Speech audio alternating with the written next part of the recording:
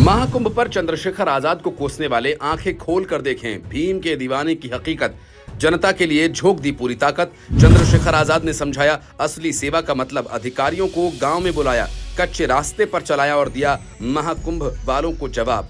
मानव सेवा पर ज्ञान देने वाले बाबा और महाकुंभ पर चंद्रशेखर के खिलाफ खड़े हुए लोग क्या समझेंगे चंद्रशेखर आजाद की बात। चंद्रशेखर आजाद ने महाकुंभ पर बयान दिया तो उनके विरोधी मरने मारने पर तुल गए।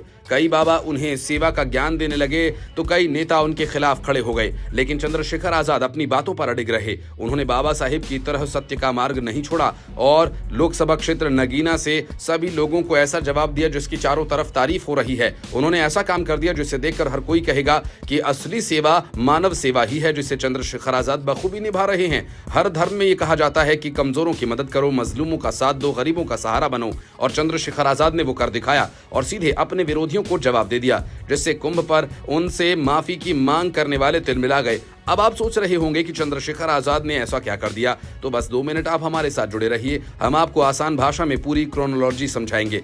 इन सब को समझने के लिए पहले कुछ तस्वीरों को देखना होगा। इस कच्ची सड़क पर आप चंद्रशेखर आजाद को चलते हुए देख सकते हैं। उनके साथ जो लोग, उसमें कुछ समर्थक भी हैं। बाकी नगीना लोकसभा के अधिकारी हैं जिन्हें चंद्रशेखर आजाद ने गांव में बुला लिया ताकि गांव वालों की समस्याओं को समझा जा सके। अधिकारी जल्द उनकी समाधान की कोशिश करें, इसलिए उन्होंने कच्ची सड़क पर अधिकारियों को चलाया, बंद पड़े नलों से उन्हें पानी पिलाया और बताया कि ऐसा क्यों जरूरी था। मेरे पास तो यहाँ की समस्याओं की लिस्ट है, आपने क्या देखा आप बताओ। सर हमने तो ये देखा कि इस गांव का बड़ा बुरा हाल है। ठीक है, कैसे कैसे? कीचड़ बहुत बुरी, जिससे सड़कें खराब हैं, सड़कें बिल्कुल, पानी निकासी कोई व्यवस्था नहीं है, कुछ नहीं सर, गंदगी बड़े पैमाने पर, लोगों को आने जाने में परेशानी है। जी जी जी जी। और भी कई समस्या, पेंशन की, कई जगहों की पेंशन नहीं आ रही है, कहीं बिजली के बिल पे कनेक्शन काटे जा रहे हैं।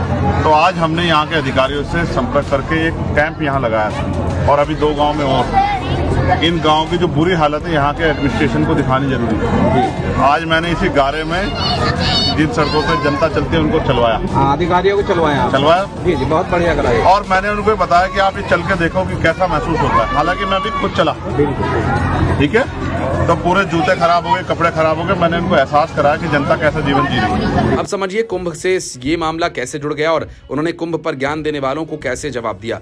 आप क्रोनोलॉजी को समझिए। बाबा साहिब जिस विचारधारा को मानते थे उसमें मानव सेवा को सबसे ऊपर रखा गया।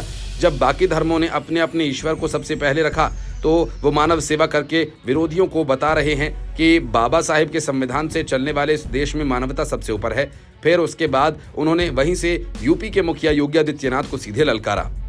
मैं उत्तर प्रदेश सरकार से कहना चाहता हूं कि उनके पास जनता का द्वारा दिया गया मैंडेट बहुमत है, उनको बेहतर काम कराना चाहिए। मैंने अपनी लोकसभा में जितनी निधि थी उसके बराबर का काम इस बार की निधि से करा।